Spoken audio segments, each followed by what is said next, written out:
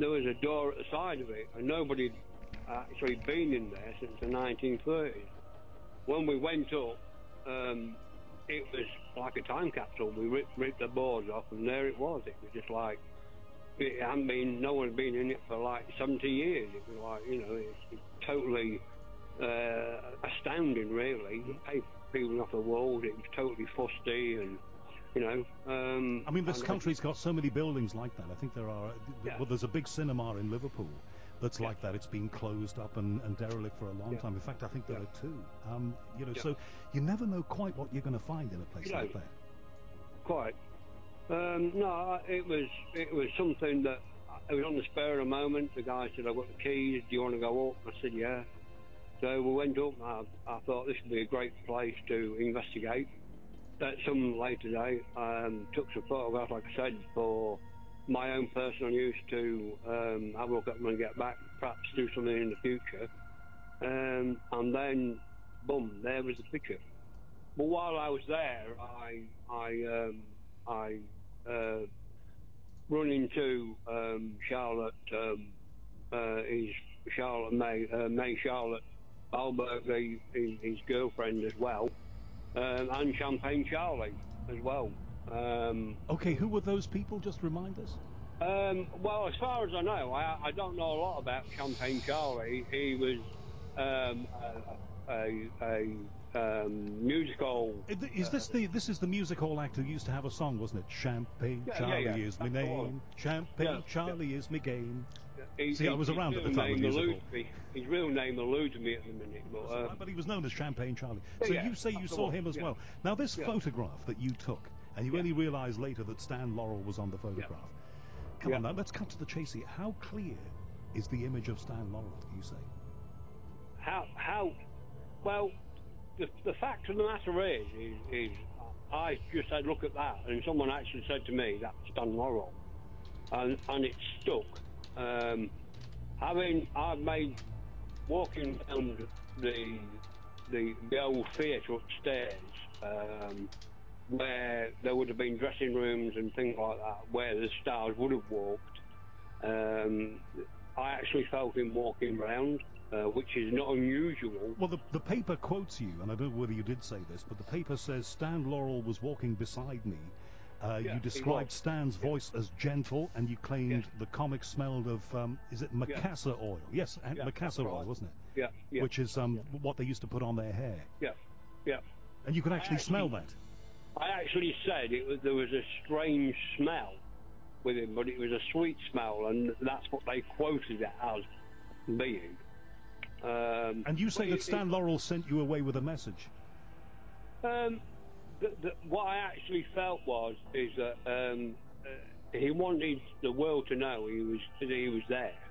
The thing is like most people, they have got probably no idea about what the spirit world is, or, you know, I mean, most people, it's closed. When you die, but how many people know how TVs work? How many people know, you know, how mobile phones work? Yet they use them. They don't understand it, yet they use it. But when you say you heard his voice, and he had a very soft and gentle voice, I mean, was it like me talking to you now, or was it just something in your mind? I actually heard it. It wasn't something in my mind. It was I actually turned round. I was actually pushed off the stairs on one of the videos. I don't know if you've seen the video.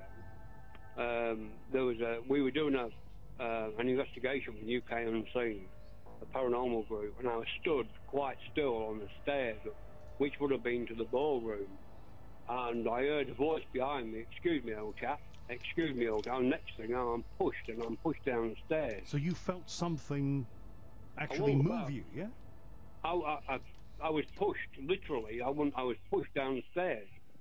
Actually pushed physically. You can see it quite clearly on the video footage. Boy. Now, apparently, there's a happy ending to this, because Stan Laurel, as you say, he gave you a message. He's at peace, and there was a reason why he wanted to be at this theatre, to still be there. His father run the Eden Theatre down the road, and I would suggest that this is where this was the happy times. There is a picture of I've seen of Stan, his father and mother, outside the Eden Theatre, and he stood between them, and I would say he was quite happy. There were happy times. One, two. But you didn't go there expecting to communicate with Stan. I didn't go there expecting nothing. I mean, I've done thousands upon thousands of investigations over the last 25 years, and you walk in, dusty place, and you walk out, you write it down, and it's done. You move on to the next one. The only other place I can rank with this is when I worked at Pinewood Studios during the last Bond film we were making there. That was quite exciting when I met the spirit of Elizabeth Taylor. Yeah, at Pinewood. I read that in the paper. So you were at Pinewood Studios near London. Yeah. When they made the last Bond film, yes. And you say that you communicated with Liz Taylor? Yeah. And Vivian Leigh. And did Liz Taylor have a message for us? No, she just moved me out of the way, basically. I was going, they were filming a TV series, Big Fat Gypsy Psychic, and I was walking upstairs, and she just breathed on my neck and would say, "Get out of the way." How did you know it was Liz Taylor? I turned around and saw her. Wow. And what did she look like? What age was she when you saw her? Well, I would say she must have been sort of early 40s, late 30s, early 40s, quite pretty, big ball gown on. Because where we were was if you've ever been to Pinewood Studio, it's the old ball where we were. When you see the old British country house with a big staircase. It's a very imposing place. Part of it is kind of Art Deco when you drive through the. There's a big kind of arch you have to drive through, but it's full of history, that site. Yeah. Well, where the part we were using is a bit that they used in Carry On Camping, the girls' school. That's where we were, Hetherington Hall or wherever it is. But no sign of Sid James then? But I actually saw what we thought was either Arthur Rank and Sir Winston Churchill and various other people we saw there. What? Yeah. At Pinewood, my God. And we'll have to talk again, Mickey Vermooch. Thank you very much indeed for talking with me. Right. Mickey Vermooch, who's communicated with, not only it transpires, Stan Laurel at this place, the King's Cinema site at Bishop Auckland in County Durham, but also Liz Taylor when he went to Pinewood. And my story about Pinewood, not exactly a ghost story, but I think the show ended up a lot like some of these ghosts. I did a show there years ago called the All-Star Animal Awards, and I was the voiceover for it. And I think it aired once. It actually aired, and was recorded at Pinewood, the night that the Queen Mother died. So it was literally interrupted halfway through by an ITN news flash, and the program was not aired in full for another few months. That's my only experience of Pinewood. But if you ever get to go there, it is full of absolute amazing history, and apparently some ghosts, from what we heard from Mickey Vermooch. We're going to be talking more about ghosts. No, not geese. We're going to be talking more about ghosts in a moment here at the Unexplained at Talk Radio. Barry Guy will be on. And he is a paranormal investigator par excellence and has had many experiences that will chill you to the bone. Barry Guy, coming next, here on the Unexplained at Talk Radio. Don't go anywhere. Talk Radio. We have ways of making you talk. In the greatest comeback since Bobby Ewing showed up in Pam's shower. Hello, I'm James Whale. The mighty James Whale is back. You know the one. The voice of reason returns to Talk Radio. Unfiltered comment, scorched earth debate, and an ill-advised leather Stetson. Are you making some kind of joke? You look ridiculous. Take it off. Get in the ring with the legendary James Whale. Are you ready, man? The dome-headed sage of speech radio returns to the airwaves for 3 hours of essential national night talk. Cometh the hour, cometh the Whale. The James Whale Show, tomorrow night from 7. On Talk Radio. We'll get you talking. The Unexplained with Howard Hughes on Talk Radio. The Unexplained at Talk Radio. Next hour, we're going to be talking with Dave O'Brien about the assassination of John Fitzgerald Kennedy. To many people's eyes and ears, the most remarkable president that America ever had. A man of youth and charisma, a man who ran his own operation at a place they called Camelot because they said magical things happened there. A man who made many changes in the way that the U.S. was organized, but some people did not like that. And the conspiracy theory goes that it was decided he should be taken out. Of course, The official story, which more and more people as the years go by do not buy, is that Lee Harvey Oswald, a lone gunman, for whatever reasons he may have had, he later claimed that he was a patsy. And we know what that means, shot him from a window of the Texas Book Depository, where he'd been working. But increasingly, over the years, evidence has come out to show that the likelihood is that one person shooting shots from one location could not have achieved the kind of wounds that were suffered to John Fitzgerald Kennedy. I mean, some of it is a little macabre to discuss, and in the next hour we'll get some details of the injuries that caused the death of JFK. We won't talk about that right now, but we'll be hearing from the emergency room doctor who was actually there, and a little clip of an interview with him that I think is the only interview, certainly the only television interview this guy gave, that actually says, even though the guy's talking about medical details of how JFK died, he actually says it is clear from the wounds sustained that he was not just shot from the back, but apparently also shot from the front.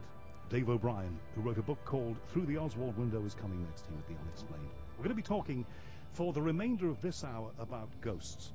Now, a lot of us, I think, in our lives have experienced something that we can't explain. Perhaps we've been by ourselves and we've seen a sight, maybe a flash of something, or an orb, or a face, or a physical presence, or perhaps a dark shadow.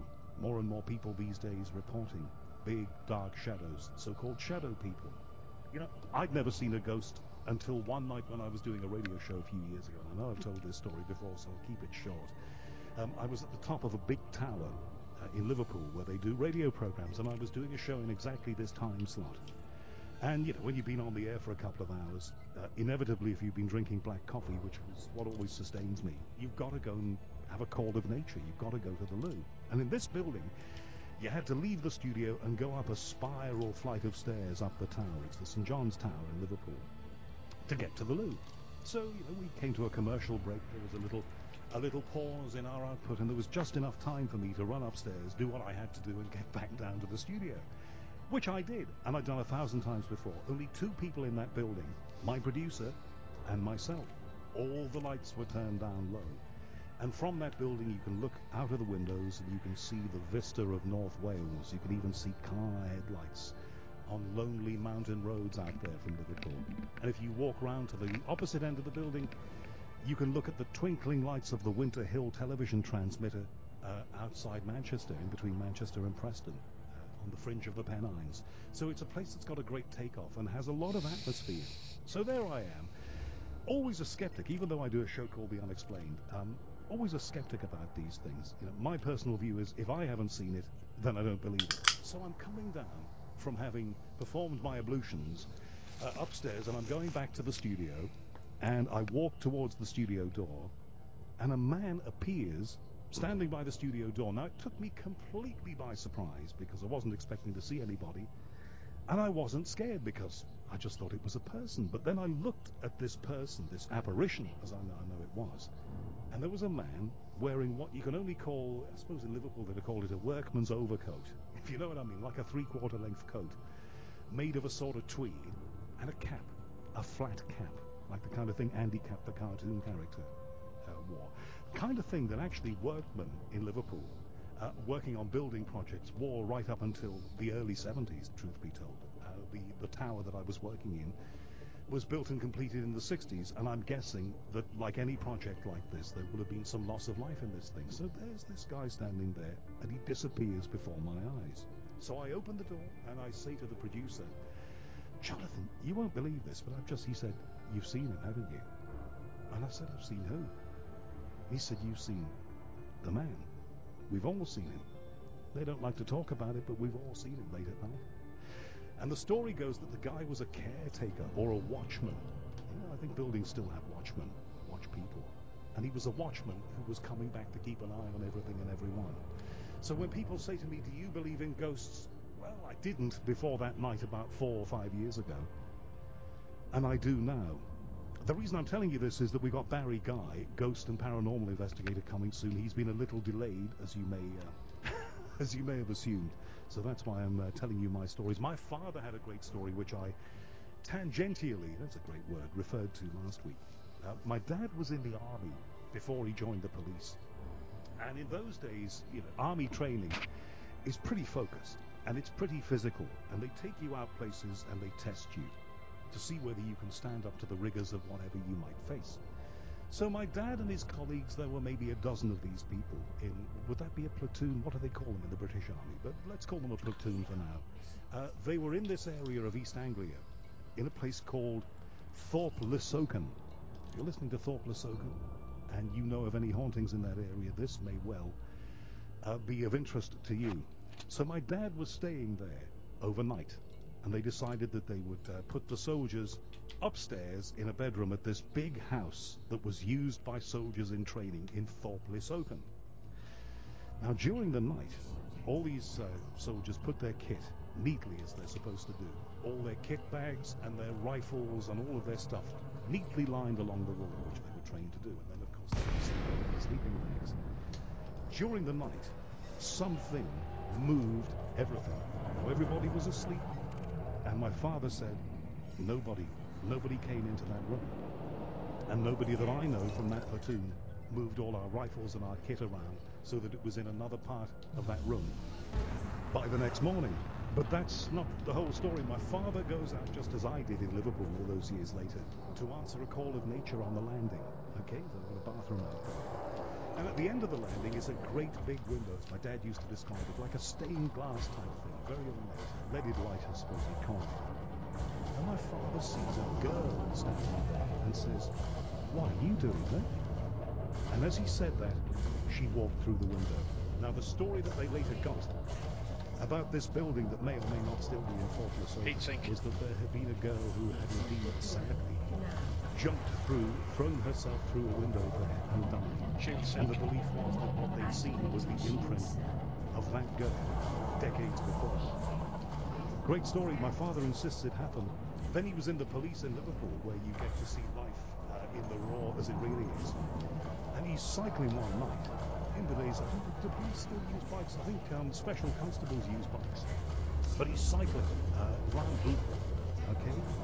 Very late at night. My father's based in Boothby, which is and he goes past Boothby Cemetery. Now it's like 2 o'clock in the morning. And in those days, and now, 2 o'clock in the morning, there's no one around who doesn't have a reason to be out. So that means that mostly, from the odd car going to and fro, nothing's happening around Boothby Cemetery. It is literally as quiet as the grave. So my father's cycling past, and he's going back to the station, and he looks across and he sees a man standing in an overcoat, no hat this time, by one of the graves, with his arm against one of the graves.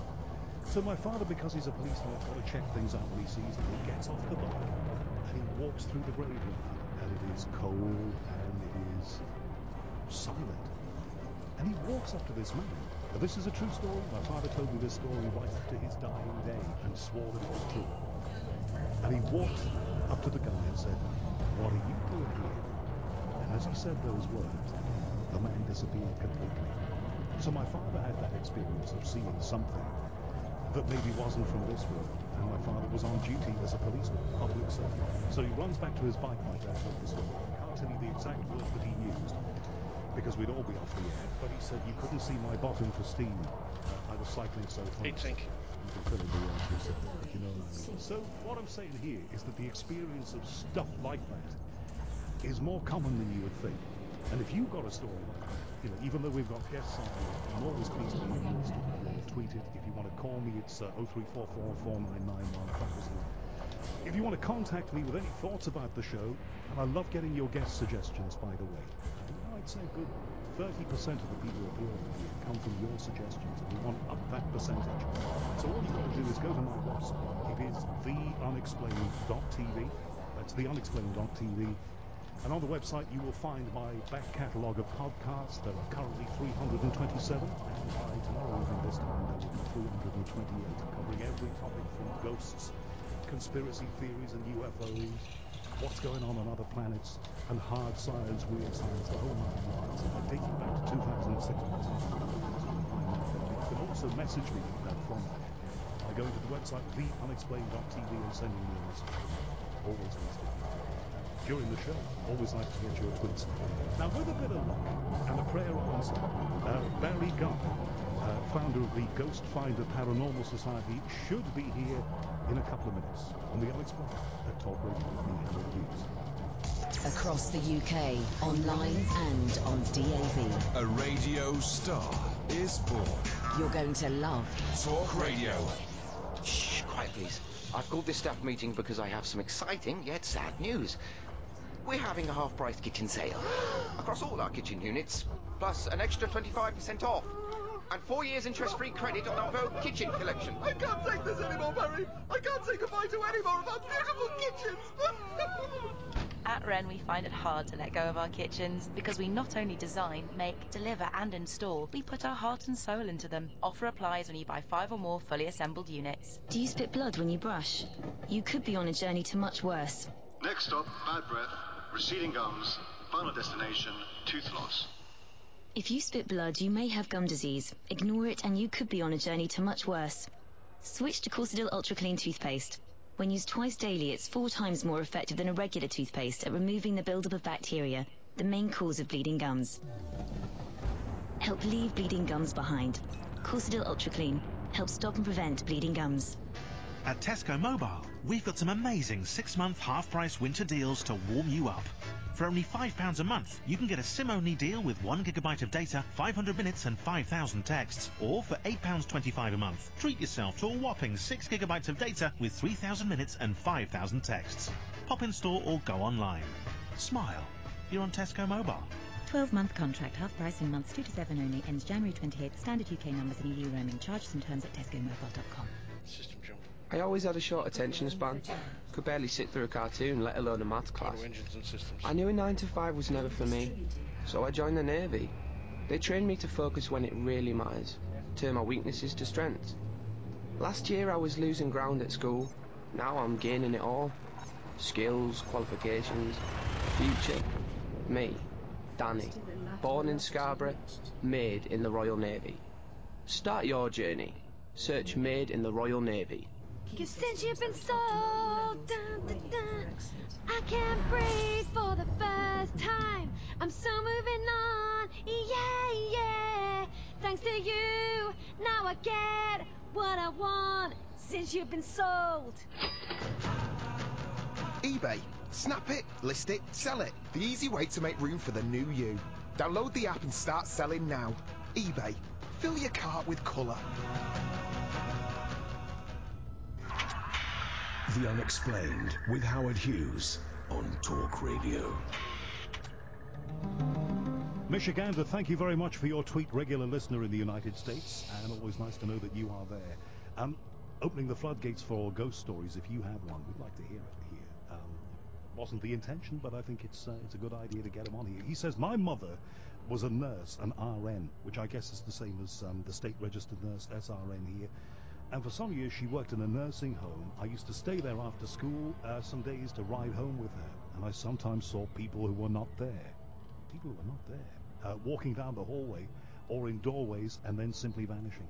See, these things are more common than you think. And I think every family's got stories like the ones that I told you there to do with my dad.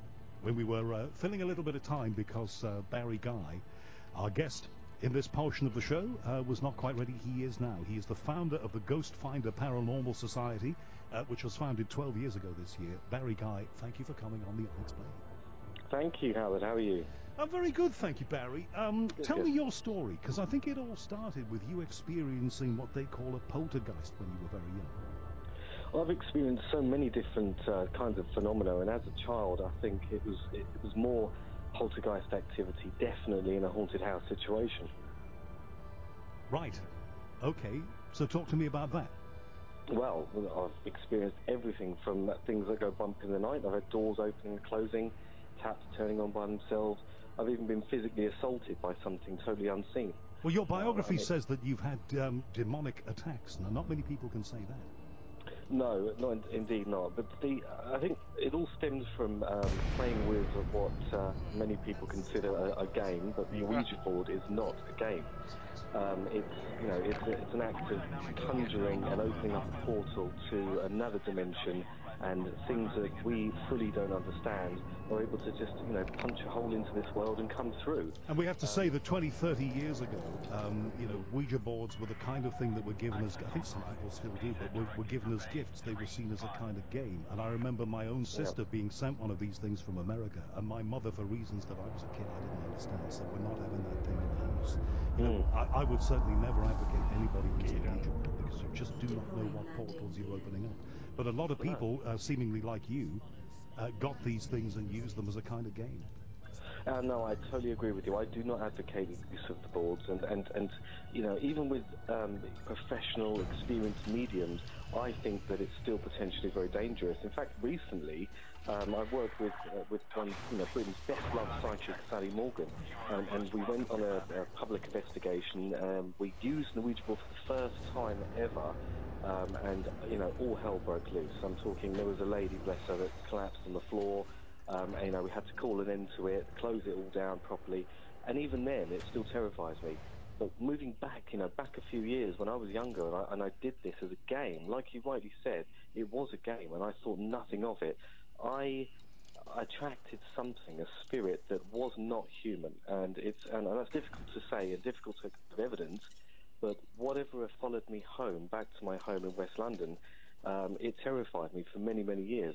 And yet, and I've said this to other people who investigate these things, Barry, even though you had that experience, and you had the experience of, you know, it would have put a lot of people off, I suppose is what I'm trying to say. Even though you had that experience, you still carried on doing research.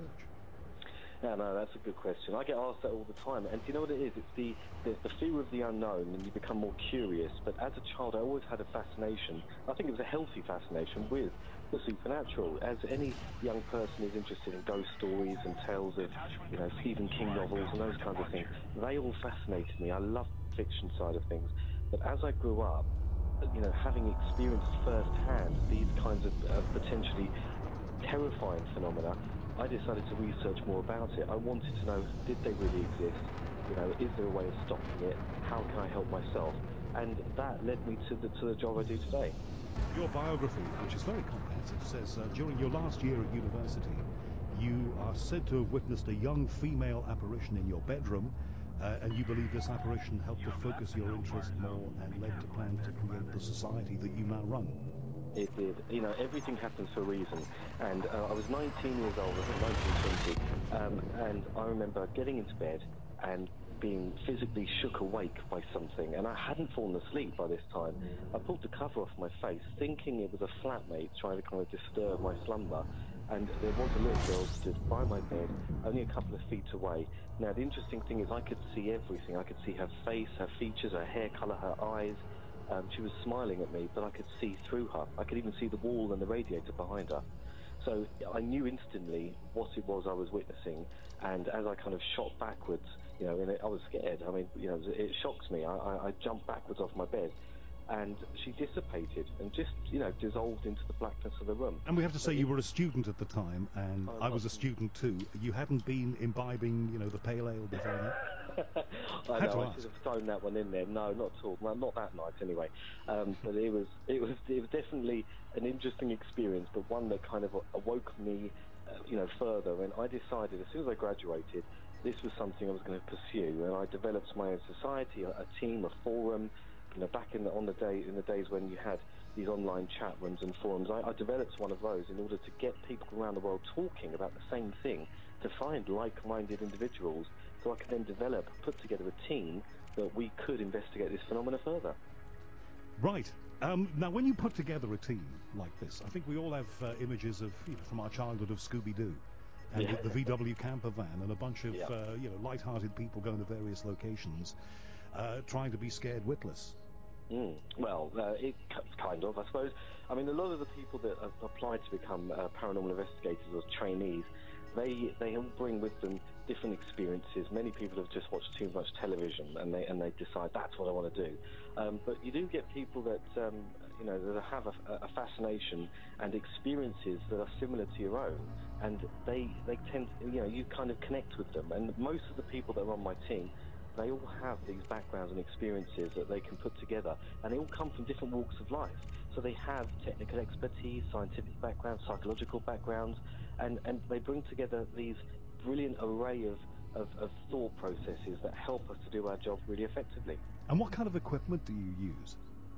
Well, we try and use the latest in what's available as ghost hunting equipment goes. I mean, you can have a stamp saying it's for entertainment purposes only, but there are some scientific theories behind every development that's there. We use EMF detectors, for example, those that measure changes in the electromagnetic field, as many people believe that when spirits manifest themselves or there's some kind of entity around, you get a spike and a fluctuation in the EMF. Sometimes you can even feel this physically, as a sensation of static electricity.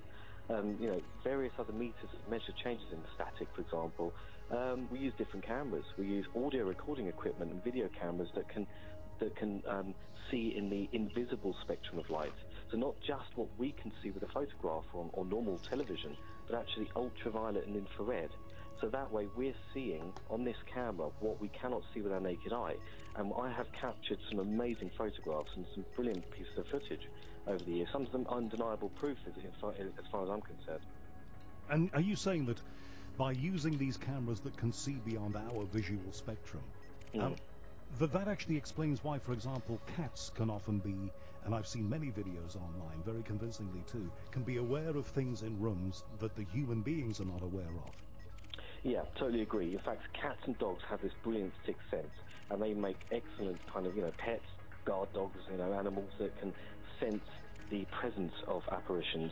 There are brilliant videos online. In fact, on YouTube has, thousands of them, but they're videos of these animals instinctively seeing and interacting with something that we cannot see. Which indicates that whatever it is there all the time in certain locations, but it's just simply not perceptible by us, because we don't have the equipment. Brilliant, and you hit the nail on the head. Perception is key, and everybody has a different perception. In fact, I always question my own perception as, is this real, and how can I prove that this is real? Because, animals, cats, dogs, for example, they're, your most common household pets, and they are able to perceive and sense what we cannot. So it doesn't necessarily mean it's not there, it's just that we haven't got in touch with that ability yet. Whether that happens as part of evolution, or whether we just don't have the gift. Some people are born with that psychic ability, aren't they?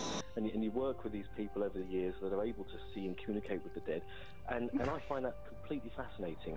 But there are lots of charlatans out there, and lots of people that I think prey on innocent, and vulnerable people to make money.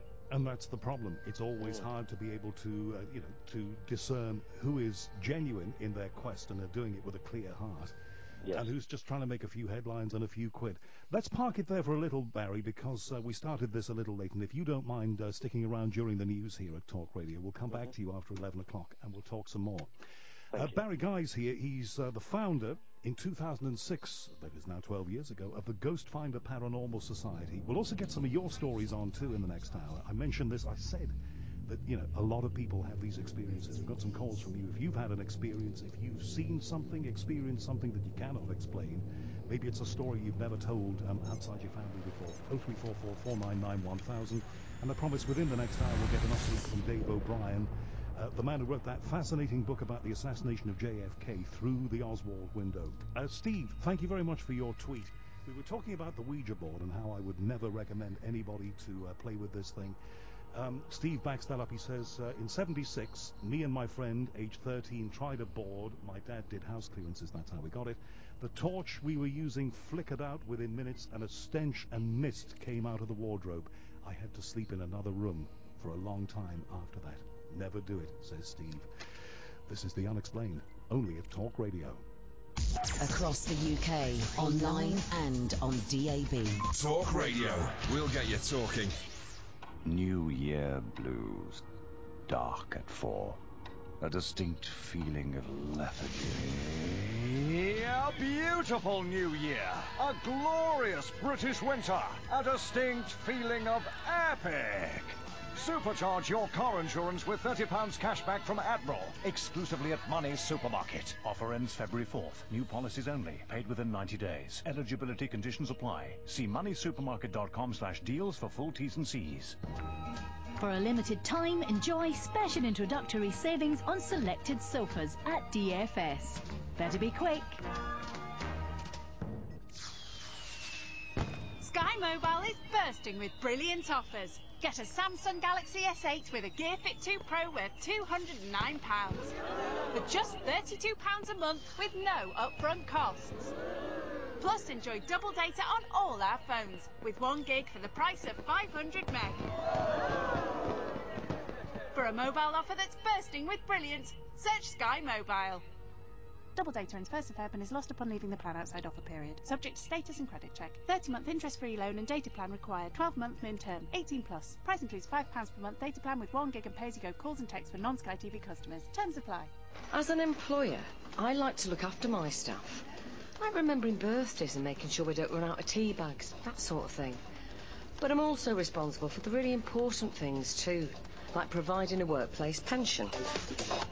But I've no say in what's on the radio. Even if you only employ one person, you have to provide a workplace pension. It's the law. Get to know your responsibilities with help from the pensions regulator. Visit workplacepensions.gov.uk. With the Volvo V40, you can have a perfect journey every time. Take the quickest route with navigation and real-time traffic information. Create your ideal soundtrack with internet radio. Stay stress-free with cruise control. And park effortlessly with rear park assist. With monthly rentals of £199, the Volvo V40 T2R Design Nav Plus has everything you need to make your journey perfect. 2-year personal contract hire agreement. Initial rental £2,500. Volvo Car Financial Services. Offer ends March 31st. Subject to status. Mileage and return conditions apply. 18s or over, you will not own the car. Guarantee may be required. Visit volvocars.co.uk for more details. Take a test drive today at your local Volvo retailer. Volvo. Human made. Across the UK, online and on DAB. Talk Radio. We'll get you talking. Talk Radio.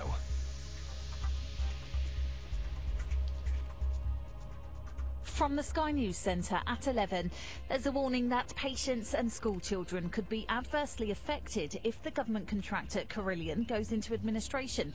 Crisis talks are being held to try to save the company, which builds and operates hospitals for the NHS and manages nearly 900 schools. The construction giant is crippled by debt, with nearly 20,000 jobs on the line.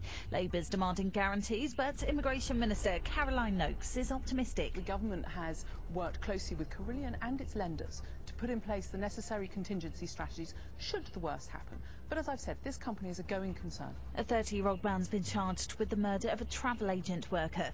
Andrew Burke from St Helens is accused of killing Cassie Hayes in Southport. The 28-year-old who worked for TUI died from a neck wound yesterday. Police say 2 prisoners who disappeared from a jail in Suffolk have been found. The pair, aged 33 and 34, were reported missing from Hollesley Bay Prison yesterday. Victims of serial sex attacker John Warboys are welcoming an apparent effort by the new Justice Secretary to keep the former London cabbie behind bars. It's claimed David Gork is prepared to do everything he can. In sport, Kyle Edmund faces a really difficult job to make it into the second round of the Australian Open tennis overnight. He's up against last year's US Open runner-up Kevin Anderson. Former British #1 Greg Rusedski says it's the last thing Edmund would have wanted at this stage. You think to yourself, if Kyle can play his best tennis, he's got a shot, but Anderson's coming in great form. He won the exhibition in Abu Dhabi and got to the finals of the tournament in India as well, so it's going to be a big ask.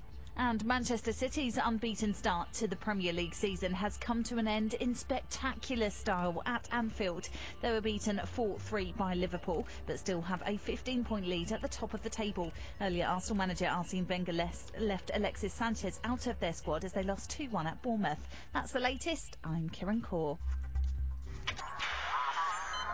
The following program contains graphic audio images of the supernatural and scenarios depicting paranormal activity that some listeners may find disturbing. Views expressed in the program are solely those of the presenter and do not in any way reflect the opinions, beliefs, or policies of Talk Radio. Untwist the lid on Talk Radio's specimen jar of the psychic, the supernatural, and the simply unexplainable. The Unexplained with Howard Hughes on Talk Radio. Howard Hughes here through the night, talking about the JFK case, new developments in that, certainly a new interpretation from Dave O'Brien, great author of a book called The Oswald Window, or Through the Oswald Window. We had him on at the end of last year. Promised to get him back on, so he's back on here tonight. But we're going to be talking about ghosts for a little while longer, getting some of your stories too. With Barry Guy, who founded the Ghost Finder Paranormal Society in 2006. They use a lot of high-tech gizmos. They have a number of people who all have specialities in their own fields, including psychology, and they go and check places out. Barry's done a lot of television appearances, appeared in magazines and various other things. Okay, where do we go with this? Some of the scariest experiences that you've had, I think. There was one case that I read about that you were involved in that scared me just by reading about it. That was the case of the Ram Inn in Gloucestershire, and something that happened in a place called the Witch's Room there. Talk to me about that. Oh, that was a fantastic location, and it's one that we've been to a few times. I had a whole team with me. We had a couple of new trainees, and we ventured off into the upstairs bedroom known as the Witch's Room, or the honeymoon suite that it used to be. We closed the door around 3 a.m. and we left one of our devices in the hallway. Now, this measures changes in the electromagnetic field, and it reacts audibly with an alarm and flashing lights.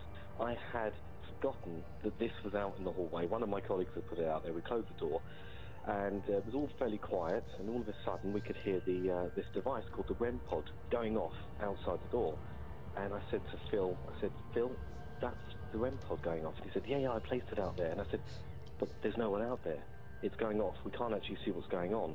All of a sudden, the alarm started getting louder and louder, and that would indicate the intensity of the field. Something was moving closer and closer to it, or physically touching it. So it was, a very nervous moment, and all of a sudden, the alarm went off fully in its entirety, shrieking as loud as possible.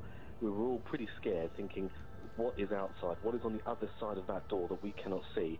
And then all of a sudden it shuts off. After about a minute, it shuts off, and boom, the door smashes open. Something comes, moving past us in the dark. It was almost like a cloak hitting my legs. And my colleague, Amy, who was sitting on the left of me, in an armchair, was thrown out of this chair, shrieked, everything went up in the air. It was pandemonium for a few minutes. We couldn't even find the light switch. It was actually an intense moment that happened over a very short moment of time. And it's something that really shook her up. It shook a few of my teammates up. In fact, Amy had to leave the building. She couldn't come back. She went home. And she hadn't quit doing this. It was just an experience that she was totally unaware of, totally unprepared for, but she still loves the world of the paranormal and still investigates with us as a team member. So we have to say that presences or ghosts are not all the same. Some of them can be a picture like I saw or think I saw in the road, or my dad saw when he was cycling past the graveyard at that time. But other presences can be a force, can actually be energy. I believe that spirits are energy. I think that there's a lot of different interpretations. I mean, it's very, very hard to answer the question, what is a ghost? Because religion has a part to play in this, and people's personal beliefs and perceptions. I believe that it's someone's consciousness that makes up what this energy is. So it's your consciousness. When you die, your physical body kind of dissolves away. Your consciousness evolves and lives on. It is a form of energy, and that energy can kind of transfer from light to heat to sound, to all various forms. There are, however, inhuman spirits and things that I've encountered during my years investigating, things that are genuinely not human or never were. So there is another dimension, there is another world out there that we have no idea of, and it's something it's truly terrifying. Yeah. Do you think that they can be elements of people? That can be part of their consciousness, part of their energy field. Perhaps there's been somebody who's, committed multiple murders, and the only bit of them that survives is the evil that inspired them to do it. That's a really great question. Well, an answer, really. It's something I've thought about many, many times before. It is possible, I think, that it could well be the case. That you could have a serial killer, someone as evil as Charles Manson, for example, and his evil part of his consciousness still exists. Where does it go?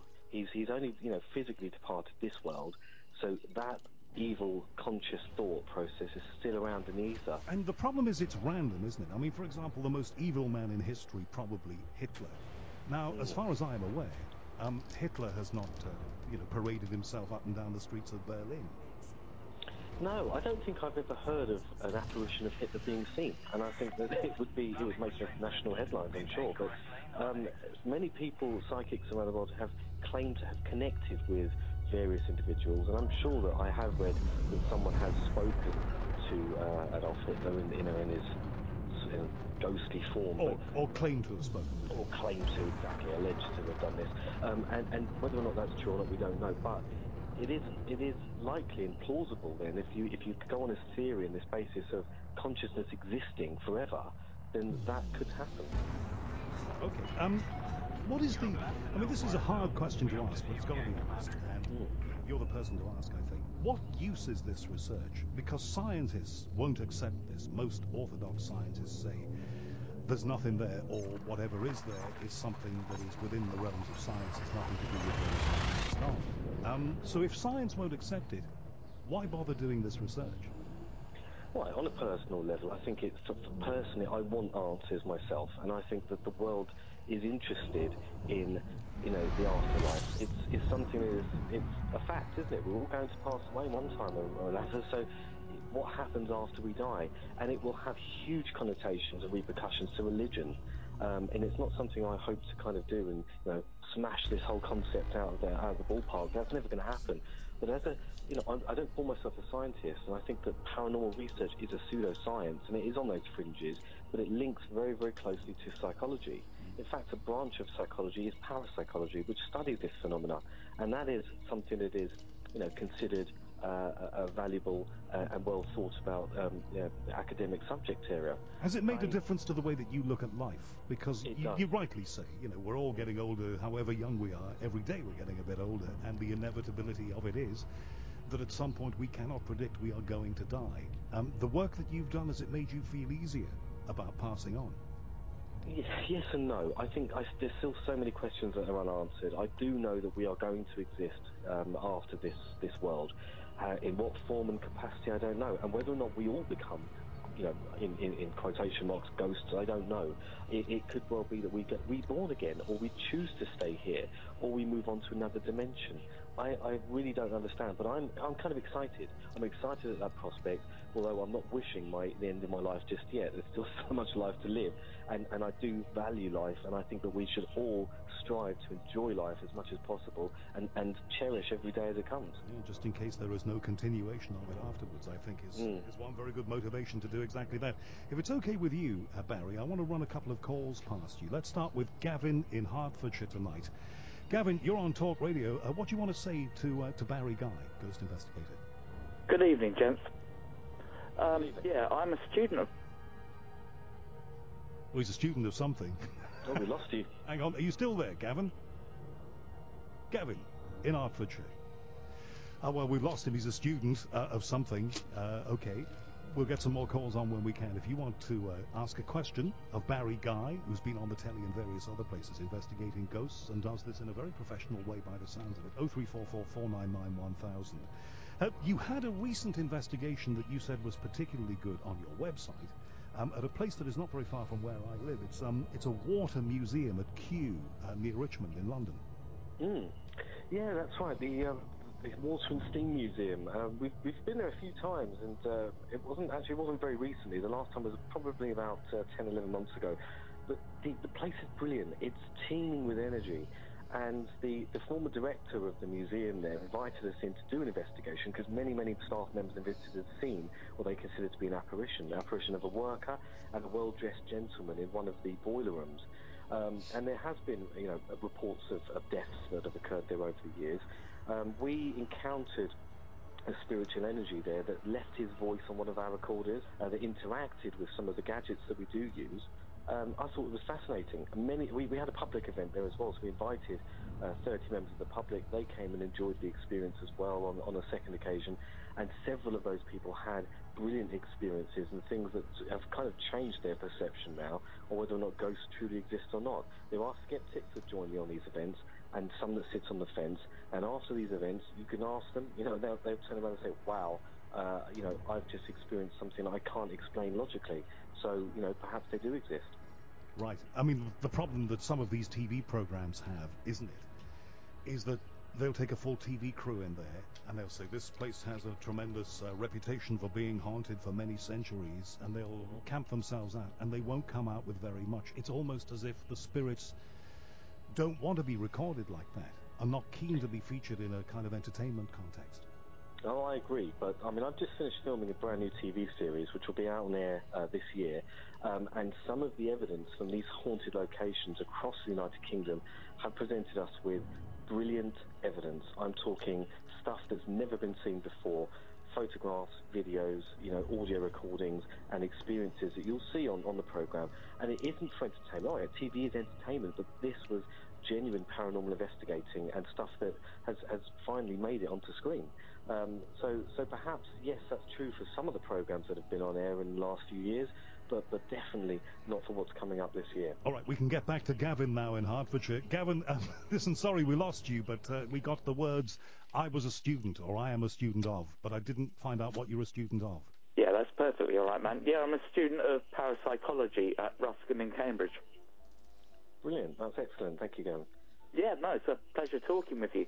I just wondered what your relationship between the usage of the Ouija board and tarot cards were a way of accessing what you say to be spirits, manifestations, possibly anything else, entities, whereas other rituals like that are described in the grimoires of old text and the Wicca incantations that require so much effort to achieve the results that you think, well, that's unfair.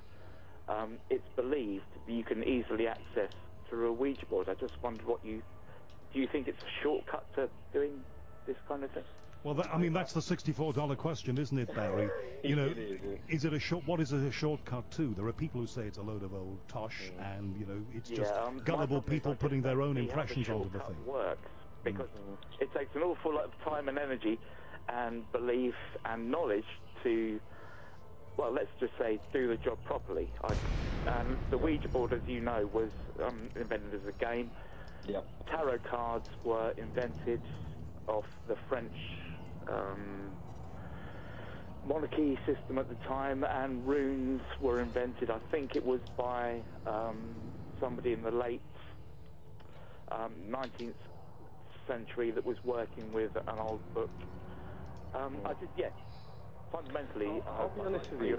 You see this as a shortcut? So I don't see it as a shortcut, but I think that my interpretation of this is, back as a child when I dabbled in this and I played this game, I was naive and had no knowledge of exactly what it was and what it was supposed to achieve. But something genuinely, spiritually affected me afterwards. And whether or not it really occurred, I don't know. It's again personal perception. But one thing is for sure, I believe in every single case of these hauntings that I've investigated where the Ouija boards and other kind of divination techniques have been used, they have always had some form of very strong intent and almost demonic spiritual activity affecting them. Well, one of my tweeters puts it quite brilliantly. The Ouija board, if you believe in such things, is kind of like opening your front door. And if you open your front door, then don't be surprised at what comes in. And what comes in might not be very nice. I mean, if you speak to, 1,000 people, if you survey 1,000 people that have used the Ouija board, I guarantee more than half would tell you it's dangerous and something has happened that truly scared them and or affected them, whether it's a short time or for a long time. And pretty much everyone I've spoken to has always had a negative outcome from using such a device. Okay, well, Gavin, I hope that answers some of your questions there about the use of a Ouija board. Let me just say that, as I said at the top of this, it's not something that I would ever do, and I certainly wouldn't recommend it. Just a couple of questions that have come in on both tweets and texts here. Peter asks, and we've had cases of, last week on this show, for example, at a pub that was being investigated, we had a case of a ghost cat walking through a wall. So we know creatures can reappear. But Peter asks, and it's a good question, why do you think there are no reports of ghosts of dinosaurs? They existed on this earth, we know it, but we don't see ghosts of them. That's a brilliant question. I don't know the answer to that one. Honestly, I don't know the answer to it. Or indeed, as my producer Cass has just said to me, or cavemen, ancient human beings we don't see, Neanderthals. No, we don't. But I have encountered spirits from, we're talking several hundred years, as much as 1,000 years old in some cases. And these present themselves as human figures, you know, like they're clothed in most cases, but I think it's a question that is floating around for many years, and I've seen this being published on the internet before, is where's the dinosaur ghosts? I don't know. I've never seen one, and I don't think anyone has. Does that necessarily mean that spirits have, that there was no consciousness there, or no soul to kind of be released into another dimension?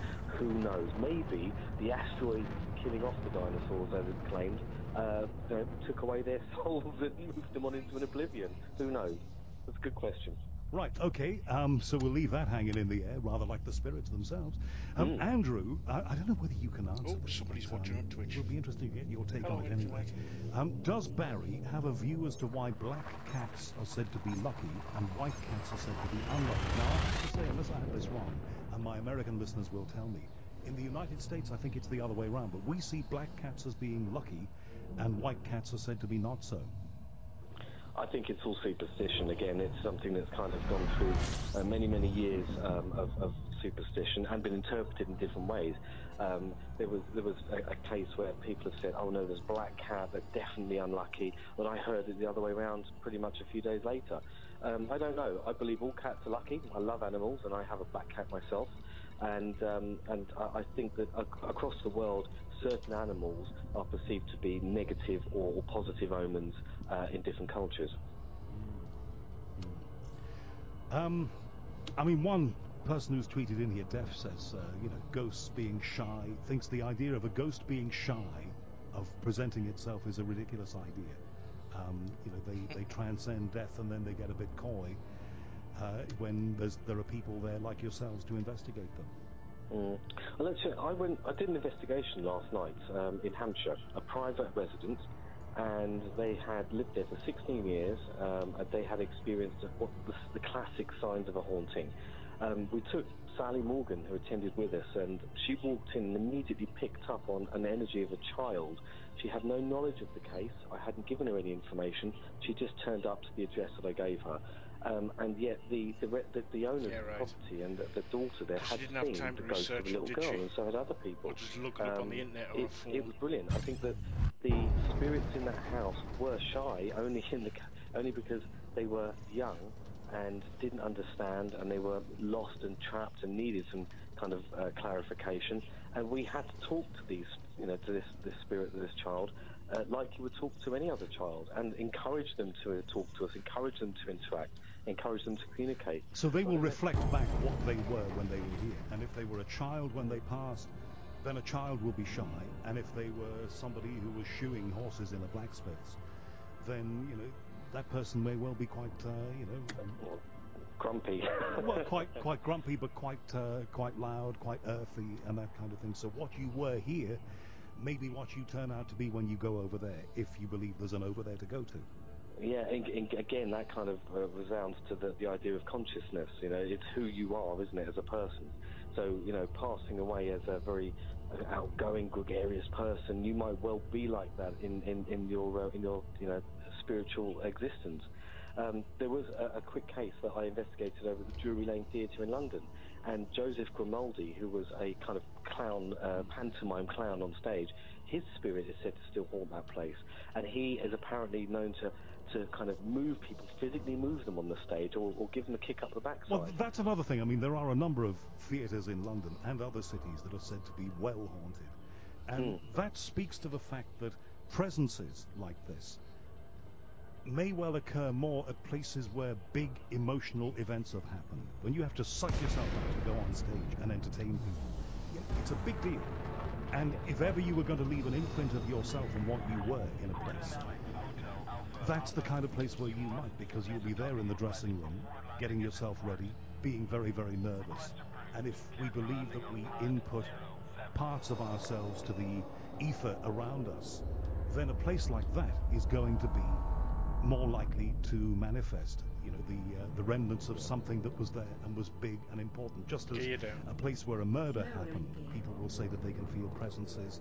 People say that when they visit the site of the Hitler's death camps, they feel a coldness and a presence because of the terrible, dastardly, dreadful things that were done there. Yeah, I agree totally. I think we leave an imprint on the fabric of this world all the time, and that's through emotion or energy, whether it's positive or negative. So in cases like murders, horrific circumstances, yes, you're going to get that imprint. And many sensitive people of this world, you know, us humans, alive people, move into these areas, and they can pick up. Some of these people can pick up on these feelings and these energies, and it will emotionally affect them. I went to a location during the filming of this TV show, and it's the only place I've ever been to that made me feel so emotional I wanted to cry. It really did. It affected me so badly. For IBM. And it's a place I had to leave. I had to walk out and get some fresh air, clear my head, clear my thoughts, because I was emotionally affected by the energy that was left, imprinted onto this fabric of this building. Has anything, I know you say that you regard this in a very scientific way, and it's been a part of your life since you were a kid and you were a student, you had experiences, so you're well used to it all. Mm-hmm. Has anything ever happened to you that has scared the bejeebers out of you? A few times, yes. Well, I've been touched by things that I've unseen, and there are cases where I've walked into buildings, and I've been on my own, and I've immediately felt oppression and a kind of thick negative energy that has affected me on a physical level as well as emotionally, and yeah, it scared me. Probably a handful of times, and I think people ask me, well, hang on, you do this all the time, you shouldn't be scared. We're only human, and fear is a part of life, and it's a part of everyday, the everyday job. You do get scared, but I get adrenaline, I do get a buzz from doing this. I enjoy the thrill of gathering real evidence and proving the existence of ghosts and spirits in the afterlife. So I think it just keeps me to moving forward. It's that fight or flight syndrome. I don't always run away, although I have done. You're going to see, I'm sure that some of the TV programs, some of these episodes, you're going to see a different side to me. Where I saw something. I saw what I believe to be a female apparition, and it took me by unawares completely. I literally just turned around and ran in the opposite direction. But I think that's fairly normal. And I think a common experience is the one that I've had and other people have had. And because you're not expecting it, and because what you see looks like it could be rational, it could be there. I saw a guy in a flat cap when I was working in a radio broadcasting tower in Liverpool. And, there wasn't time to feel scared. And it just looked like I was seeing a person. But the only difference between a person in 3-4 dimensions, like anybody I'm looking at through the glass here in the studio, and this particular person outside this studio door, was that I looked at him, he was there for 2 seconds, he didn't even look at me, he was looking in another direction, and then he just disappeared in front of me. So there was no time to be scared. And there was nothing about him. I got a very definite feeling that there was nothing about him that was malevolent. And in fact, the guy is said to be a caretaker, watchman, just keeping an eye on the place, and that was very much the feeling I got. It's a strange thing. That's amazing. I mean, to have an experience like that is truly remarkable and amazing. I always believed that I never would. My belief was that, here I am, the guy who does shows like this, loves all the stories, loves to investigate things, loves to quiz people when they need quizzing, put them on the spot if they need putting on the spot. And I used to think, I'm never going to see a UFO, and I'm never going to see a ghost. And there I am seeing something that I can only describe as a ghost. But there's a lot of it about. All right, when's the TV series on then, Barry? Well, there's no transmission date yet, although it will be on Really Channel in the UK, and it's aiming for this year. So it's all been done, it's ready to go. It's called Help My House is Haunted, so please look out for it. Help My House is Haunted. Do you ever, are you going to go to any poltergeist cases? There are, because you had that experience as a kid. I wonder if you're going to go to any of those. If indeed there are any these days. I have done, yeah. I mean, I think that the word poltergeist, again, means noisy ghost. That's a literal interpretation of it. But it also could well be just a manifestation from someone's own psychic abilities, that kind of telekinetic, psychokinetic approach. And many, many cases that we've investigated have elements of poltergeist activity, but the focal point is a person. And that's been, seen on TV programs that are, the Enfield Poltergeist, for example, a very good depiction of how that transpires. And that was focused, it seemed, on one young woman in the house. That's right. And of course the whole family have moved on. They got lots of media response. Just one quick thing. I'm going to be talking next here on The Unexplained about John Fitzgerald Kennedy, President of the United States, who was assassinated in November lived in 1963 and about the countless conspiracy theories that rumble on. Heat sink. He died in the most horrendous of circumstances, absolutely festooned and replete with mystery.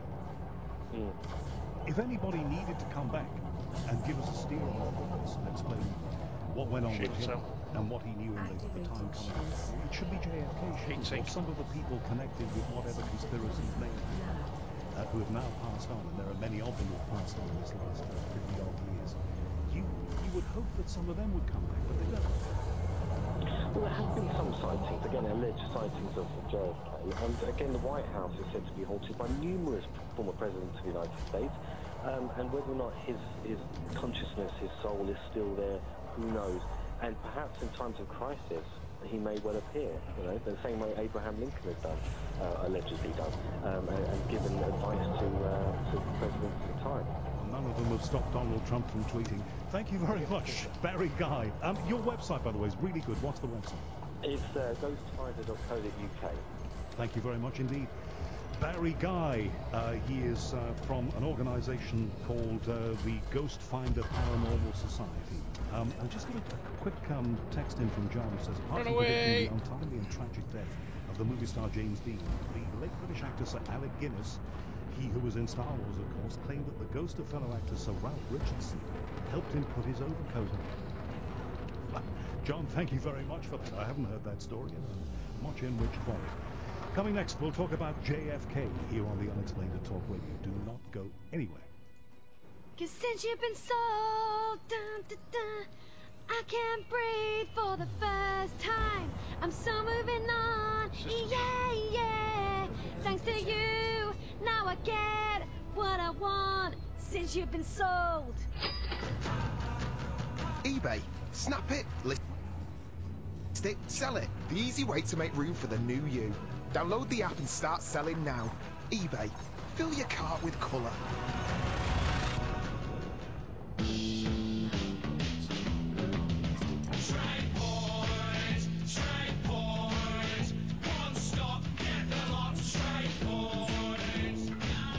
TradePoint will help you kickstart 2018 by giving 5 lucky customers a chance to win a holiday, sponsored by Leyland Trade.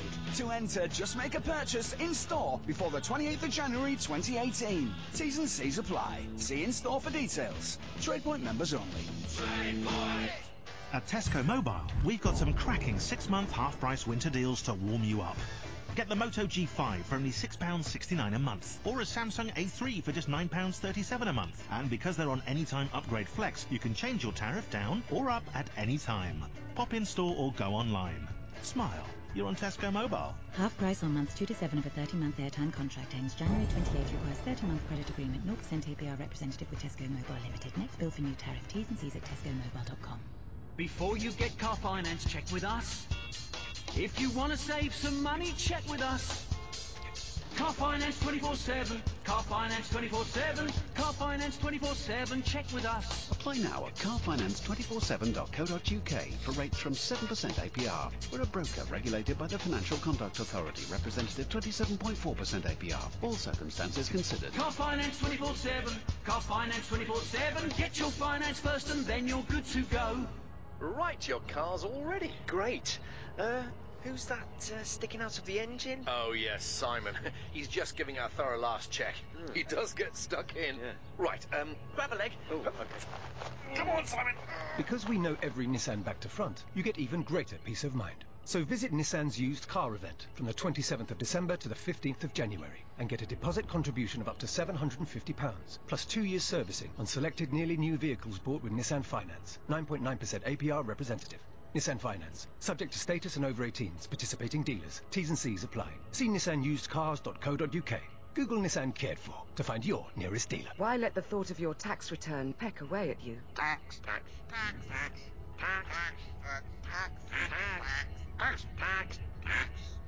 Make them stop. Don't keep ducking it.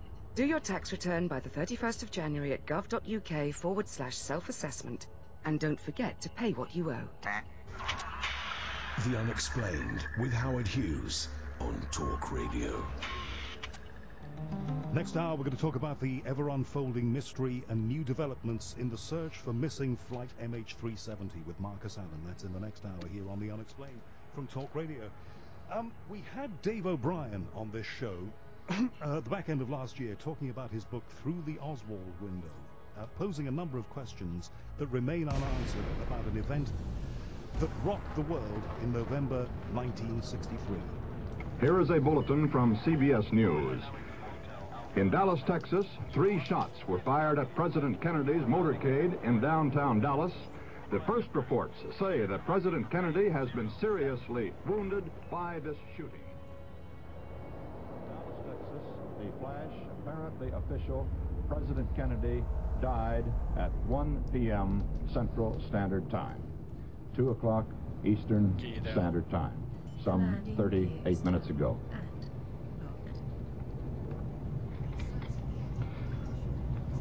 Vice President Lyndon Johnson has left the hospital in Dallas, but we do not know to where he has proceeded. Presumably, he will be taking the oath of office shortly and become the 36th President of the United States. The voice of the immortal Walter Cronkite, the voice of CBS News, and that video of him wiping tears from his eyes as he was trying to do a professional job of reporting that most momentous news. That's all over YouTube, and you can see that for yourself. You have to see the pictures of Walter Cronkite trying to cope with a story like that. I mean, look, I told London that Princess Diana had died, and that was hard enough a long time ago, but I can't imagine what it was like to break the news of the death of John Fitzgerald Kennedy in such a way.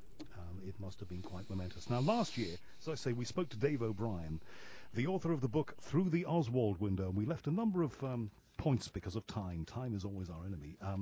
Untouched. So I want to get back to the whole topic. And Dave, thank you for coming back on my show. My pleasure, Howard. Nice to be with you and your listeners again. Dave, we touched last time on the release late last year of classified files, but not all of them were released. Some of them were kept back. I'm wondering if there's...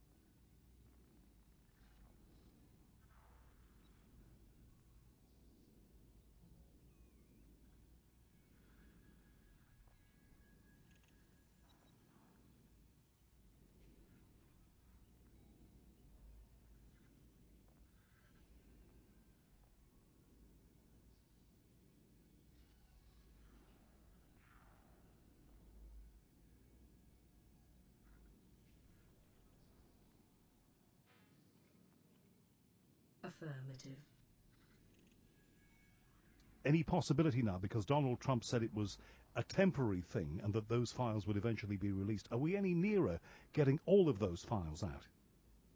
We are, Howard. There's apparently about 88 documents still classified top secret. They're scheduled to be released on April 26th of this year, if not a bit earlier. There were about 3,000 documents released just a couple of weeks ago, and the story was typical. There were no bombshells, but there were some headlines, but nothing to shatter the world. Now, one of the reasons we were told that some of these documents were being kept secret was to protect the addresses and personal information of some people who were still alive now after all of these years. But the conspiracy theorists have been saying, well, it was because George H.W. Bush, former U.S. president, was in the CIA at this time, later became director of the CIA, and they wanted to protect details of his involvement in the investigation into the assassination of JFK. Do you buy that? I do buy it, and I think that the thing that's become evident involving the CIA is that they, along with the FBI, went into cover-up mode immediately after the assassination, and it's because they wanted to either protect the fact that they either knew about Oswald and then failed in their surveillance and keeping tabs on him, or they were involved with Oswald in some way, and this would be directly involving the Bushes and E. Howard Hunt and Frank Sturgis and notorious CIA people like that go back to the Bay of Pigs invasion and the failed assassination attempts against Fidel Castro. I think that's worth trying to cover up, and I think if there's documents still to be released, that's what they may pertain to, and I think that's what this whole thing is about, covering up that kind of... Do you mention the name E. Howard Hunt? Now, I'm of a particular age. I was a kid when Watergate happened, and E. Howard Hunt was one of the names that was connected with that. He was a CIA fixer. What did they call him? The plumber, wasn't he? Wasn't he the Watergate plumber? He had a nickname there. Now, E. Howard Hunt was a lifelong CIA man. He was at the location in Dallas. He was around there, wasn't he? He was photographed. Why would he have been there? Well, he, first of all, denied that he was ever there for the longest time, and then on a deathbed confession, he did admit to being in Dallas the day Kennedy was assassinated, but he denied being one of the three tramps that were photographed and arrested that day, and he never did reveal why he would have been in Dallas other than for the president's assassination. And so we don't know the answer to that. We were hoping that that would be one of the things that would be released in the files, in the documents. But the CIA did release a lot of documents, but a lot of them were either still heavily redacted, Howard, or they were completely blank, and they mysteriously do not cover very controversial times such as the Bay of Pigs invasion, Fidel Castro assassinations, other foreign assassinations, or anything leading up to Watergate, really. One of the great grey areas was what happened, and I know that your particular interest is Lee Harvey Oswald, the man who carried the can for this, but who, increasingly, history shows could probably not have done it entirely by himself. I don't think you have to be a Philadelphia lawyer to make that assertion. His time in Russia.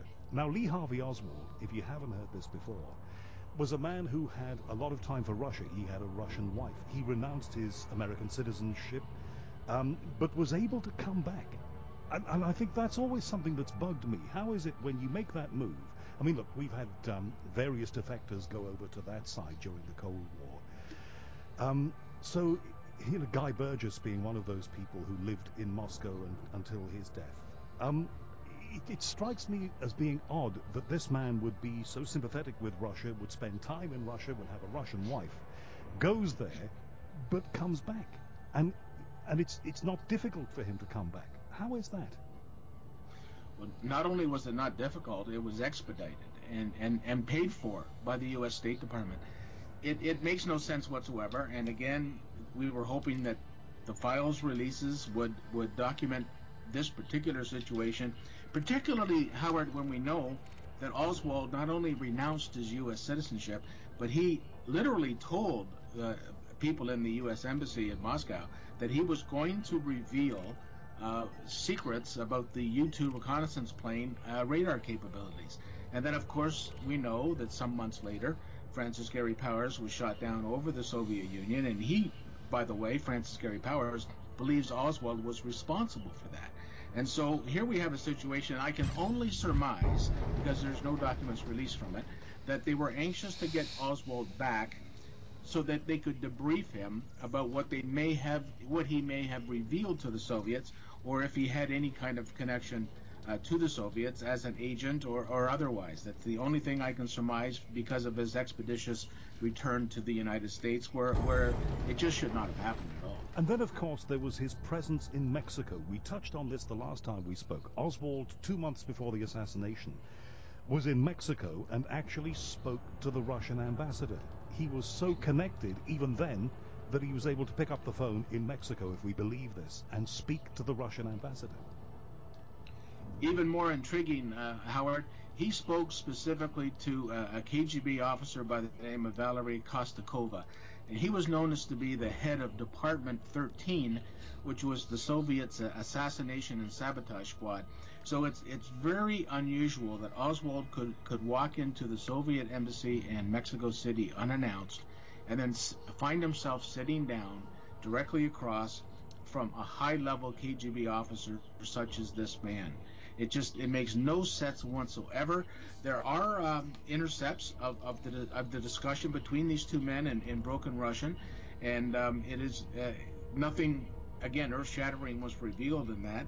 And the Soviets maintain, of course, that they thought he was a bit of a goofball and they had no interest in him whatsoever. But for him to be able to do that and go right in and have that high-level meeting, and we have no documents after that to show what follow-ups may have been or whatever until the time in which he got on a plane and came back to the U.S. This was what we were hoping would come out of the latest 3,000 documents that were released in December. There was nothing there. We are hopeful that among the 88 documents still to be released, that this may be the subject matter of still being discussed as to what needs to be held back. But even then, I think, Howard, you raised it at the beginning of your introduction, 50 years later, what could possibly be secretive and worth trying to maintain secrecy about all these years later? This doesn't make sense. Well, so many things don't add up about this, and it turns everybody into a conspiracy theorist. But if you were trying to tarnish a man, if you were trying to make him look dodgy, if you were trying to make people point fingers at him, then you would put him in a situation where he spoke to the Russian ambassador. Because let's not forget that in that era, it was the depth of the Cold War. I mean, for goodness sake, America and Russia very nearly went to the brink of a nuclear conflict. So if you wanted to tarnish somebody and make him look like a blackened character, a dodgy character, then you put him in a situation where he did something exactly wrong. I think it needs to be pointed out that it's not just the Soviets who would want to keep their involvement with Lee Harvey Oswald quiet. So would the CIA, and so would naval intelligence, and even the FBI. Nobody at that time, because as you point out, Howard, it was the epitome of the Cold War era. Nobody wanted this to point to Russia. It was too catastrophic what that would mean if the Soviets were implicated at all.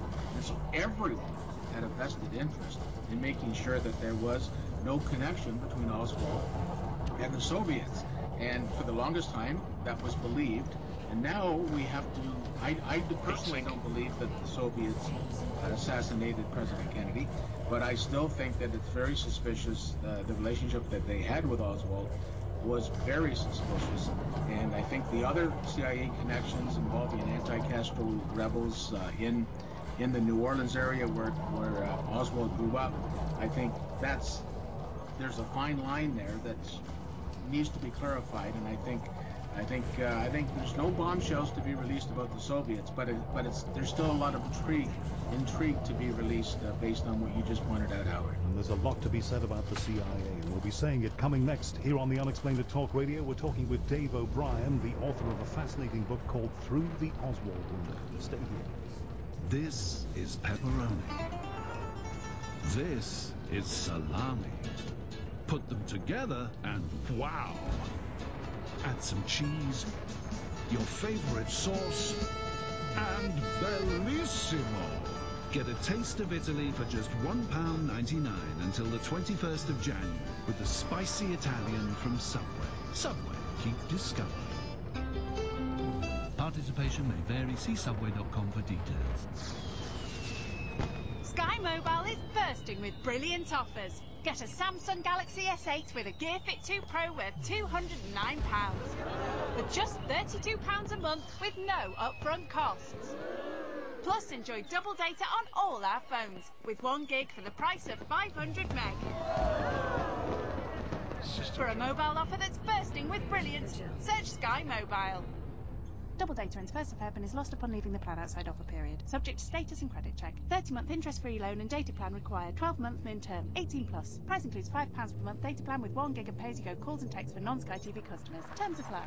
Selco Builders Warehouse proudly presents Selco's Deal of the Week. We've got it at Selco. Selco, it's where the trade goes. Get down to your nearest Selco this week and get 6mm English oak laminate flooring for only $3.79 per square metre ex VAT. But hurry, this offer ends 14th of January. Find your nearest branch at selcobw.com. We've got it at Selco. Selco, it's where the trade goes. This is an important announcement. Flu viruses will live for hours on hard surfaces, making flu very easy to spread. So whenever you sneeze or cough, always remember, catch it, trap the germs in a tissue, bin it, throw the tissue away, kill it. Wash your hands to get rid of any remaining germs. Catch it, bin it, kill it. For more information about how to protect you and your family from flu this winter, visit nhs.uk/staywell. With PerTemp's recruitment, opportunity is closer than you think. It can take you to places you've always wanted to be, and it's around every corner. So if you're looking for your next permanent, temporary or contract opportunity, pop into one of our 200 local offices or search PerTemps online. PerTemps, the face of recruitment. The Unexplained with Howard Hughes on Talk Radio. Dave O'Brien, author of Through the Oswald Window, is here, and I think we will be talking about the assassination of JFK in many years to come, maybe even on the 100th anniversary of this, when the probability is, despite advances in medical science, I won't be here, but people will still be asking the questions. Dave, I don't know whether you heard of these. I certainly hadn't, and thank you, Sally, very much for your tweet about this. Sally says, what does Dave think about the Miltier tapes and the idea of there being 2 Lee Harvey Oswalds? Well, there is evidence that somebody was acting in Lee Harvey Oswald's name, both in Mexico City and also in the Dallas area. There are reports that a person who identified himself as Lee Harvey Oswald went into a car dealership, made a scene, test drove a vehicle recklessly and mentioned his name and said, "You're going to be hearing about me in the news soon," but by a car, and off he went. There's another report of a fellow who went to a rifle range, posing as Lee Harvey Oswald again, shooting at other people's targets, making a scene, making sure people knew his name, and then the person just vanished. And so we have evidence that somebody was trying to set Lee Harvey Oswald up as a rebel, as a bad character, as a lone nut, as someone who was capable of assassinating the president. And the Miltier tapes go into that a little bit, but again, this is the kind of stuff that we were hoping to get from the JFK Files release, and it just didn't come, and we think that these kinds of things were actually destroyed some time ago and no longer exist. But yes, there was a second Lee Harvey Oswald. Right. And Jack Ruby. Now, Jack Ruby is the Patriot club owner, a bit of a Walter Mitty character, but very much close to the CIA, and very much close to the mafia, we understand, who kills Lee Harvey Oswald as Lee Harvey Oswald is being moved by police from one place to another, and does this in full view of TV cameras. What about Jack Ruby? Do we know anything more about him and how he came to do that? Could it have been that the mafia set him up to do this, made him an offer that he couldn't refuse, forced him to do it? Well, we think that's the case now, Howard. certainly his motive that was presented by the Warren Commission no longer stands up. He said that he was distraught and that he did it out of an impulse to shoot Lee Harvey Oswald. He wanted to spare Jackie Kennedy the ordeal of having to return to Dallas for a trial. And this just does not stand up, because when Ruby was arrested and his apartment was searched, there was newspaper articles spread all over his bed, and one of the articles there made it clear that Jackie Kennedy would not have to return to Dallas, that she could probably do a video deposition, and that would suffice. And so his motive that he's mentioned and that the commission attributed to him no longer stands up. Now, they denied, the commission, that he had any mob connections whatsoever. And in fact, J. Edgar Hoover wrote just 2 days after the assassination of Oswald that there was no evidence that Ruby had mob connections. There was only rumors. And of course, we remember at the time, Howard, Hoover personally did not believe that organized crime even existed. So he certainly couldn't admit to it. But now the evidence is clear. Oswald had mob connections too, by the way, through a contact of his named David Ferry, who was connected to E. Howard Hunt, and to Carlos Marcello, the crime family head in Louisiana, and then Ruby also had connections through Sam Giancana, who the CIA recruited for assassination attempts against Fidel Castro. So there are now clear connections between Jack Ruby, organized crime, that lead to November 22nd, 1963, and also one of the clear indications that Ruby was involved in organized crime was the way he went about conducting his business in Dallas, which was a nightclub operator. He became personal friends with over 80% of the Dallas Police Department. People, the police officers, judges, you name it, police officers, high-up officials. And that's how he was able to get access and wasn't challenged. Not only that, Howard, it's how he was able to be the only person in America who knew exactly when Lee Harvey Oswald was going to be transferred that day, because the time had been announced at 10 a.m. on Sunday morning. And as a result, all the TV networks with their cameras, because they were going to film it live, showed up at 10 a.m. to cover the transfer.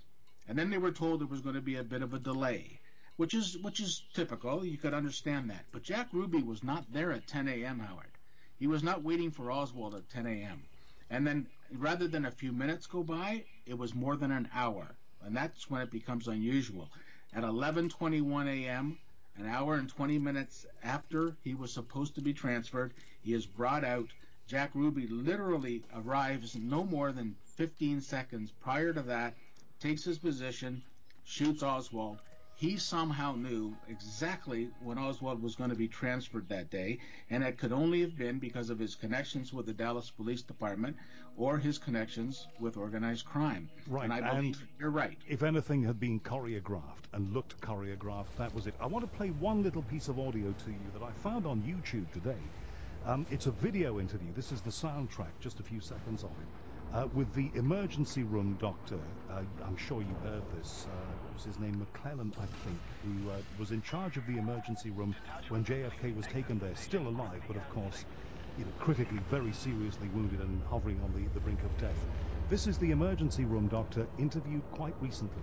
And he raised his hands to his neck like that, and I think that's when the first bullet that hit him came in the back and came out his neck, and his hands went to his neck.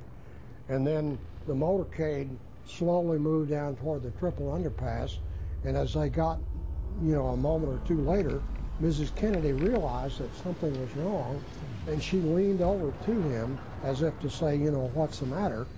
And as she did that, the bullet struck him in the front, which I think may have very likely been fired from the picket fence in front of the president's motorcade, and caused the fatal wound, blew out the back of his head and the black part of his brain, the back part of his cerebrum and cerebellum. Robert McClellan there, the emergency room doctor who was in charge of proceedings at the hospital when Kennedy was brought in. Now, that interview was just about giving the timeline and explaining the details of what happened from the perspective of a man who was right at the core of it. But isn't it fascinating the way that he describes another shot, a shot from the front. Even a man who is a doctor and is there looking at the life and death of it, is there looking at the medical implications of this, not at a conspiracy theory, that's not his job, but all these years later he said there was a shot from behind and there was a shot from the picket fence. Yes, Dr. Robert McClellan not only was one of the attending physicians that day, he was head of neurosurgery at Parkland Hospital, which means that he, over the years, had seen hundreds of gunshot wounds just like this. And what he was reporting in that tape that you just played was also echoed by 11 other doctors, emergency room attendants, and medical professionals who witnessed President Kennedy in Trauma Room 1. And they all pointed to the back right rear portion of their head to describe where they saw the big hole in President Kennedy's head. And I think what you just heard Dr. McClellan refer to was his reaction that the shot had to have come from the right front of the car, because the obvious massive exit wound, the blowout wound, if you will, was in the right rear occipital region of the president's head. And that just told Dr. McClellan, who has seen this over and over and over again, that the shot had to have come from the right of the car. Of course, that was the only basis he had, because he wasn't in Dealey Plaza that day. And that's exactly what he's referring to, and and his testimony is bolstered by it's an amazing video to watch. We've only got 30 seconds left, Dave, and we will talk again about this when those further documents are released. But there is one thing, of course, that also looks bizarre, and I was reading about today, was the bullet that was found on a gurney. The Governor Connolly, who was also in the car and injured in this thing, Governor Connolly's gurney in the hospital, a perfect bullet was found there, of the type that might have been used in this, but it wasn't distorted in any way, which all adds to the question, the point the conspiracy theorists have made over the years, that this is just too pat, and we were being presented with a trail here that was not the correct trail. Dave O'Brien, thank you very much indeed. We will talk again. The book is called Through the Oswald Window, and I'm sure, like I say, we'll be talking about the assassination of John Fitzgerald Kennedy, President of the United States in 1963, in another 50 years from now. Coming next here on The Unexplained at Talk Radio, another mystery, the disappearance of Flight MH370. Talk Radio. Dial up some dialogue. Talk Radio. We'll get you talking. Shh, quiet please. I've called this staff meeting because I have some exciting yet sad news. We're having a half-price kitchen sale across all our kitchen units, plus an extra 25% off, and 4 years interest-free credit on our Vogue kitchen collection. I can't take this anymore, Barry. I can't say goodbye to any more of our beautiful kitchens. At Wren, we find it hard to let go of our kitchens because we not only design, make, deliver and install, we put our heart and soul into them. Offer applies when you buy 5 or more fully assembled units. Right now, you can get 50% off a new boiler from British Gas in our half-price sale. You'll also get a 5-year warranty and only pay full price for installation. But hurry, the sale ends Monday and the clock's ticking. Search British Gas half-price boiler sale. Ends Monday, 15th of January. Conditions apply. Ford's new fraud scrappage scheme has been extended to include cars registered before the 31st of December 2010, and we've even included a new model, the Tough Ford Ranger. You could save between £2,000 and £4,950 on the recommended on-the-road price when you trade in your old vehicle for a new Ford car. New year, new Ford? Ford. Together, we go further.